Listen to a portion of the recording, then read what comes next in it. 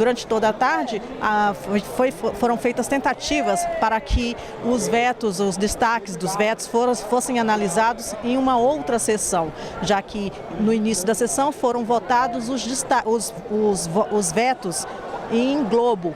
E foram mantidos esses vetos, mas por falta de acordo entre bancadas de governo e bancadas de oposição, então os destaques começaram a ser analisados aqui em plenário e, enfim, essa sessão acabou por cair aqui no plenário. Uma nova tentativa será feita na semana que vem. A LDO, havia uma insistência, uma tentativa para que a LDO fosse aprovada na sessão ainda de hoje, porque essa lei de diretrizes orçamentárias é ela quem dá base para a votação do orçamento da União, para a elaboração do orçamento da União para o ano que vem. E esse orçamento da União, o Executivo, já deve enviar essa proposta ao Congresso Nacional na próxima sexta-feira. O prazo constitucional é no dia 31 de agosto, que nesse ano cai num sábado, então o projeto deve chegar aqui no dia 30, que é na sexta-feira. Então, com a LDO, que deveria ter sido aprovada no final do primeiro semestre, não teve acordo também para se votar lá por conta de vários projetos orçamentários que travavam também a pauta de negociações aqui. Mais uma vez ela foi adiada e o orçamento deve chegar aqui ao Congresso sem a conclusão da votação da Lei de Diretrizes Orçamentárias. Então, para a próxima sessão do Congresso Nacional, haverá a conclusão desse veto que estava sendo analisado aqui em destaque, de criação de concursos regionais para incentivar o aparecimento de novos escritores pelo Brasil, e também outros vetos polêmicos que já foram mantidos aqui e que têm pedidos para serem destacados com votação nominal. Um deles é o que permite a cobrança de bagagens pelas companhias, despachadas pelas companhias aéreas. Esse projeto ele é alvo de muita polêmica desde 2006, quando a ANAC permitiu que as empresas aéreas passassem a cobrar pela bagagem despachada. E em 2018, em 2019, o Congresso Nacional então aprovou, dentro da medida provisória, um texto que permitia a gratuidade dessas bagagens. Mas o presidente Jair Bolsonaro, de acordo com análises da equipe econômica, achou melhor vetar,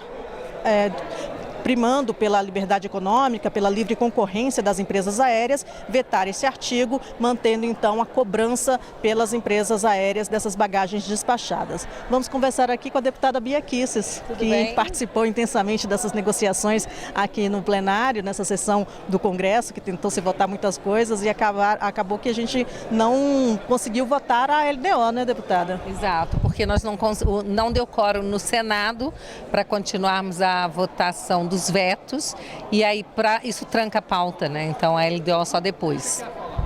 E há algum prejuízo com o atraso da votação da LDO, já que o orçamento já deve chegar aqui ao Congresso na próxima sexta-feira? Nós vamos ter que correr, né? Votar na semana que vem. Deputada, outros pontos polêmicos aqui na sessão do Congresso foram tratados aqui. Os deputados e senadores criticaram principalmente o veto do presidente Jair Bolsonaro à cobrança de bagagens pelas companhias aéreas para despachar bagagens. A senhora acredita que é possível derrubar esse veto e voltar à gratuidade das bagagens? Olha, sinceramente, eu espero que o veto seja mantido, porque as pessoas não estão entendendo muito bem a questão do preço. Hoje, as passagens estão realmente muito caras, e com a mudança que foi feita de bagagem, de você ter que pagar, não houve alteração no preço, mas não é por causa do preço da bagagem, é porque nós não temos concorrência em linhas aéreas. Nós temos 3 companhias. Então, com o projeto do governo de abrir, isso já foi votado aqui também, de abrir o mercado para novas companhias, especialmente aquelas de low cost, que você paga barato pelo voo, é preciso que a bagagem seja cobrada à parte. Ou essas empresas podem não vir para o Brasil, porque elas não operam dessa forma. Então, com a manutenção do veto, novas empresas virão, e aí com a concorrência, aí sim o preço irá baixar. E sobre a manutenção, sobre a derrubada de um veto que aconteceu hoje aqui, então, que foi sobre a punição para quem compartilhar notícias falsas. A senhora acredita que foi uma derrota para o governo? Foi uma surpresa a derrubada deste veto? Olha, eu acho que a derrota foi para a liberdade de expressão, porque ninguém aqui defende fake news, obviamente, mas a gente vive um problema que é: o que são fake news? Quem vai dizer o que são fake news?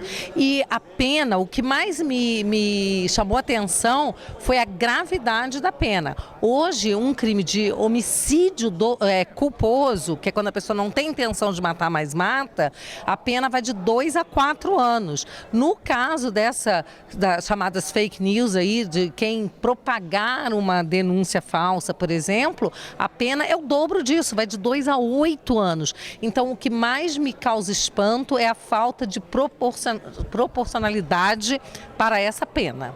Porque o projeto em si, ele já dizia que fazer, publicar, criar notícias falsas já era punido, né? Sim, ele já é punido de 6 meses a 2 anos mais multa, isso já está previsto no Código Eleitoral, e também a calúnia, a denunciação caluniosa também já está prevista no Código Penal.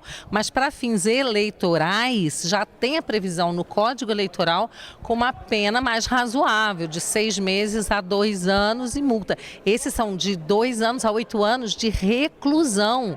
Quer dizer, é penado com mais rigor do que um homicídio culposo.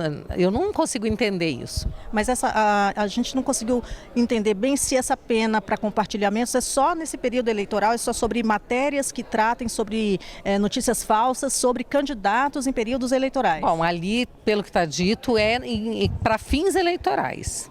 Então, tá. Muito obrigada, deputada Bia Kicis. Vamos continuar acompanhando aí as votações e a conclusão dos demais vetos que ficaram faltando nessa sessão. Obrigada. Boa noite.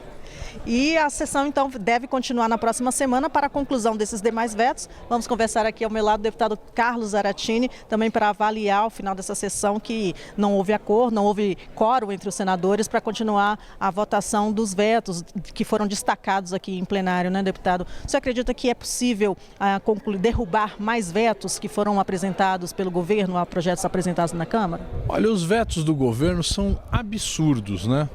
Um dos vetos que eles conseguiram manter foi um veto em relação a uma lei que a gente aprovou aqui no Congresso, de que nos hospitais haveria serviço odontológico para prevenir infecção na boca, etc. Isso eles derrubaram o veto, eles mantiveram o veto, mas em seguida foram derrotados 2 vezes na questão das fake news. Um projeto que foi aprovado que aumenta a penalidade para quem divulgar fake news, quer dizer, em período eleitoral principalmente, que atrapalha os candidatos adversários. E depois nós derrotamos o governo também, derrubando o veto que ele havia interposto contra uma política nacional de jovens escritores, uma política de fazer concursos de escritores brasileiros, escritoras também, né, para divulgar, publicar livros de jovens. Então, não entendi por que o governo vetou uma coisa desse tipo, né? É um governo que não gosta da cultura. Então, nós hoje tivemos 2 importantes vitórias aqui no plenário. A oposição criticou justamente esse veto porque o presidente foi orientado a vetar justamente pelo ministro da Educação. Em relação a esse dos livros? Dos livros. Sim, o ministro da Educação, eu não sei o que ele faz lá, ele já deveria ter saído do cargo, porque ele comprovadamente é uma pessoa que não tem nenhuma afinidade com a pasta dele. Ele não é uma pessoa preocupada com a educação, é uma pessoa que fica fazendo todo tipo de palhaçada. Então deveria ter sido afastado. E está aí demonstrado vetar um projeto desse tipo, né? Há um outro veto polêmico aqui também que ainda resta para ser votado na próxima sessão, que é sobre as bagagens em companhias aéreas, né, o despacho de bagagens. Você acredita que é possível retomar essa gratuidade? Há os argumentos de que as empresas poderiam aumentar ainda mais o valor das passagens aéreas se retomassem essa gratuidade do despacho? Olha, as empresas não reduziram o valor da bagagem, né? Qual era o argumento do governo? Que as empresas, cobrando pela bagagem, iam reduzir o valor para as pessoas, para todas as pessoas, principalmente para aquelas que não tinham bagagem. Isso não aconteceu, aumentou o preço, né? Então, se agora voltar a ser gratuita a bagagem, vai aumentar mais ainda o preço? É evidente que não. né? Também não é verdade o que eles ficam colocando, que viria muitas empresas para o Brasil, isso vai atrapalhar. Não, nós achamos que isso não atrapalha de forma alguma. O problema no Brasil é o preço do querosene. É isso que está colocado, e a tributação do querosene, que é o que atrapalha o preço das passagens, que encarece o preço das passagens e não as bagagens. Agora sobre a LDO, que era o principal foco aqui de hoje no plenário, seria a tentativa de se votar a LDO, que está atrasada, deveria ter sido aprovada lá no final do primeiro semestre. Há entraves ainda para a aprovação da LDO? Olha, é evidente que a hora que chegar a hora da votação, depois que suplantar todos os vetos que ainda estão na pauta, são mais 9 vetos que nós vamos discutir, aí vamos votar a LDO.